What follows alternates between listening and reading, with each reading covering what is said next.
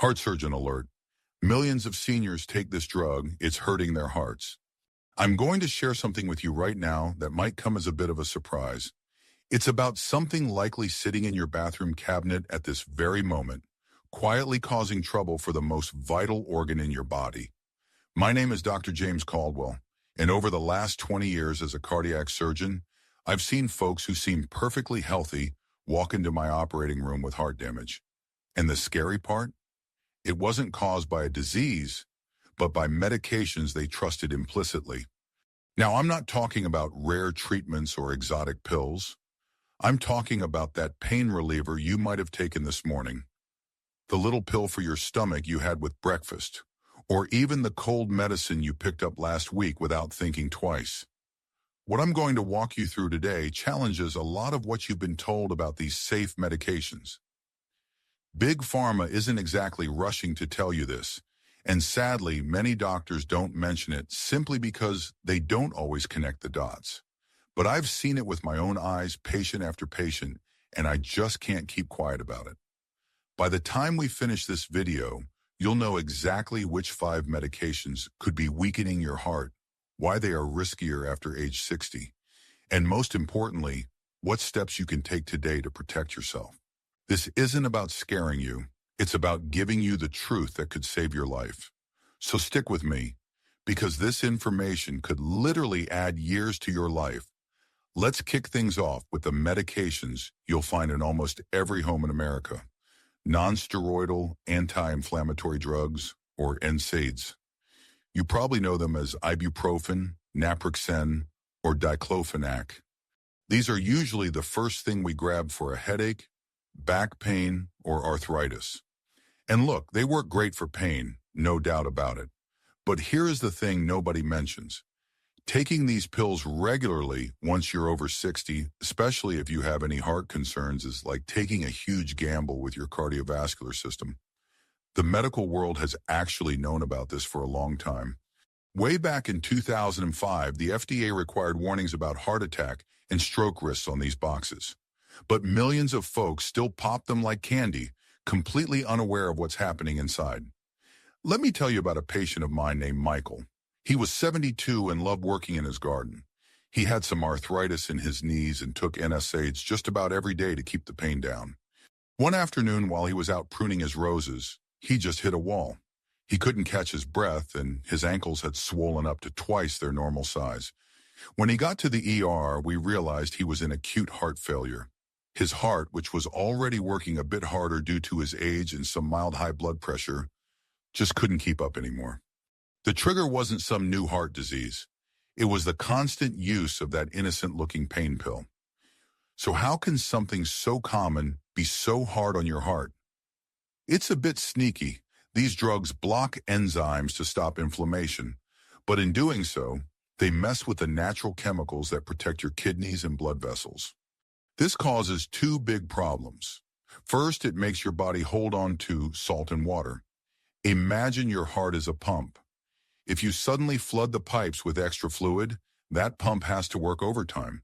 A young heart might handle it, but for a heart dealing with age-related stiffness or blood pressure issues, it can cause the system to fail, just like it did for Michael. Second, these drugs can squeeze your blood vessels and drive up your blood pressure. Even if your blood pressure is usually normal, regular use can push it up. And if you're already on blood pressure medication, NSAIDs can basically cancel out their benefits, sending your numbers sky high without you even feeling it.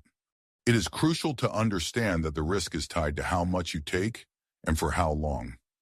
Drugs like diclofenac and high doses of ibuprofen, we're talking around 2,400 milligrams a day, are the biggest offenders. Low-dose naproxen seems a bit safer, but the risk is never zero. And here is another kicker.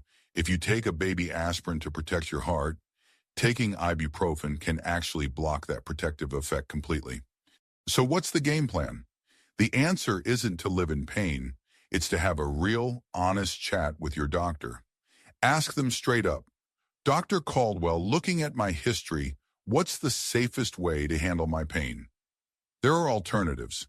Sometimes acetaminophen is enough. Other times, creams or gels that you rub right on the sore spot work wonders because they stay local. And if you absolutely must take an NSAID, the golden rule is the lowest dose for the shortest time possible. Moving on to number 4, and this one usually catches folks off guard because it's sold as a stomach protector. I'm talking about proton pump inhibitors, or PPIs, drugs like omeprazole, pantoprazole, and lansoprazole. These are some of the most prescribed drugs on the planet. Millions of people take them every morning like clockwork for acid reflux or to protect their stomach from other pills. And here is the irony. The medicine meant to protect you from one problem might be sneaking in another risk through the back door. Take Helen, for instance. She was 68 and prescribed omeprazole for reflux. She was told to take it indefinitely. Her heartburn went away, so she never thought twice about it. Years later at a checkup, her EKG showed something odd. Blood work gave us the answer. Her magnesium levels had crashed. Magnesium is basically the conductor for your heart's rhythm. When you don't have enough, your heart gets electrically unstable like an orchestra without a conductor, and dangerous irregular heartbeats can start up. The cause of Helen's problem was the long-term use of omeprazole. These drugs cut down stomach acid, but you actually need that acid to absorb nutrients properly. When you suppress it for a long time, magnesium absorption can tank. But it doesn't stop there. We're also worried about something else. Studies have seen a link between using these drugs and a higher risk of heart attacks. One theory is that they might lower nitric oxide, which keeps your blood vessels flexible. When that drops, vessels can stiffen up, setting the stage for heart trouble. The science is still debating the direct cause, but the connection is worrying. Plus, omeprazole can mess with important heart drugs like clopidogrel, making them less effective when you need them most. The issue is that we've gotten too casual with these drugs. They were designed for short-term use, 4 to 8 weeks, but they've become permanent fixtures for issues that lifestyle changes could often fix. If you've been on a PPI for a long time, don't just stop cold turkey. Talk to your doctor, ask, do I really need this long-term? Can we lower the dose? Is there an alternative? And if you have to stay on it, make sure your doctor checks your magnesium levels now and then. Just a quick pause before we get to the cold meds. If you're finding this helpful so far, I have 2 small favors to ask. First, please subscribe to the channel. My goal here is to give you straight shooting health info so you can make the best choices. Second, and this is the big one, share this video. Think of your parents, friends, or neighbors. Sharing this could start a conversation that truly saves a life. Thanks for being part of this community. Now let's get back to it. Number 3 on our list brings us to those cold and flu pills you probably have in a drawer somewhere. Specifically, the oral decongestants containing pseudoephedrine or phenylephrine. They seem like magic when your nose is stuffed up. But that relief can come at a steep price for your heart, especially if you have high blood pressure or any heart history. I remember a retired teacher named Margaret. She was about 75. She caught a bad cold and just wanted to breathe, so she grabbed a popular decongestant from the pharmacy. By day 2, she felt like her heart was pounding out of her chest. She was dizzy and had a splitting headache. Her son got her to the hospital just in time. Her blood pressure was through the roof and her heart was beating irregularly. That cold medicine had pushed her into the danger zone. Here's why. These drugs are vasoconstrictors. Their job is to tighten blood vessels. In your nose, that's great. It shrinks the swelling so you can breathe. But the drug doesn't stay in your nose. It goes everywhere, tightening vessels all over your body. This does 2 things. First, by narrowing your arteries, your heart has to pump against way more resistance. It's like trying to push water through a pinched hose. The pressure builds up fast, causing a dangerous spike in blood pressure. Second, these are stimulants. They speed up your heart rate. If your heart is already a bit sensitive, that extra kick can throw off its rhythm completely. Recently, health agencies in Europe have been looking closely at these drugs because of links to rare but serious issues with brain blood vessels. It just shows how potent these things really are. The real danger is that you can buy them without a prescription. People grab them without reading the warning labels.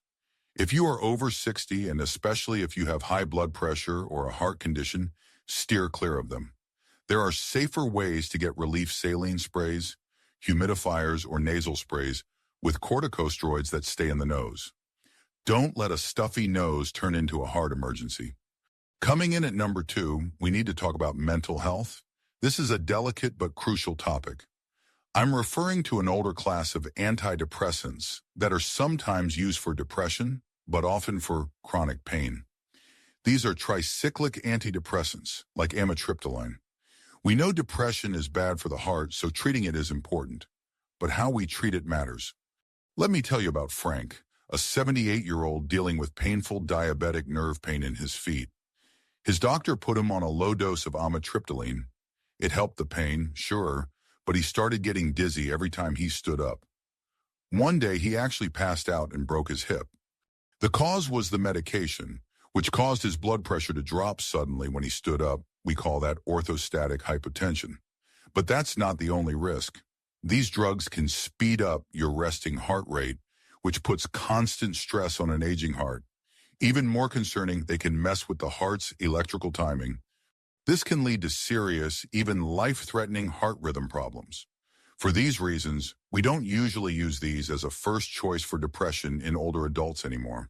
We have newer, safer options. However, they are still prescribed for nerve pain. If you or a loved one is taking one of these, it is fundamental to chat with your doctor.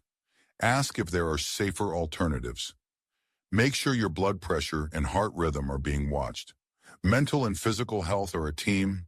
We need to make sure treating one isn't hurting the other. And finally, we're at number 1. This is a big one, and likely the most controversial point on our list. But I have a duty to share the science with you.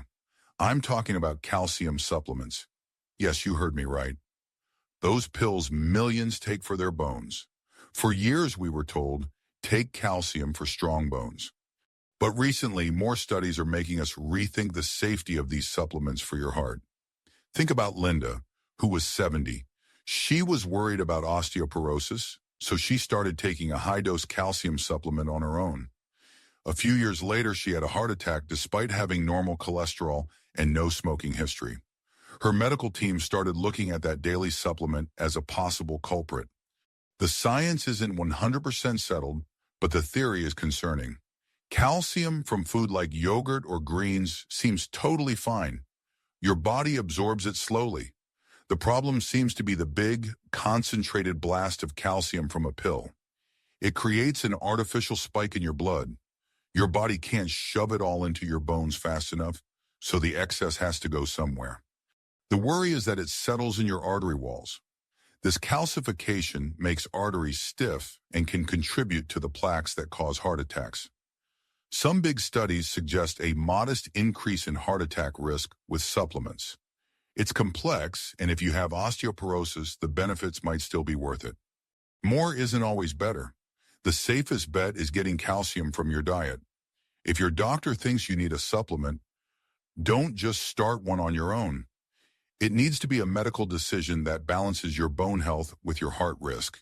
So we've gone through 5 common medications today: anti-inflammatories, stomach protectors, decongestants, certain antidepressants, and calcium supplements. Now listen to me closely. My message here isn't panic. Please do not stop taking your medications cold turkey. That can be dangerous too. My message is empowerment. Now you have the knowledge that most people miss. You know that arthritis pill might stress your heart. You know your stomach med could mess with your heart rhythm. You know a cold pill carries real risks. Use this information to be an active partner in your health. Next time you see your doctor, go in prepared. Bring a list of everything you take vitamins to and ask clear questions. Dr. Caldwell, I read this might be risky for my heart. Is it still my best option? Is there a safer way? Should we be checking my blood pressure more often? Every treatment is a balance of risk and reward. And that balance shifts as we get older. Your heart has worked hard for you for decades. It deserves the best care you can give it. Protecting it is the single best investment for your future. Don't take any pill for granted.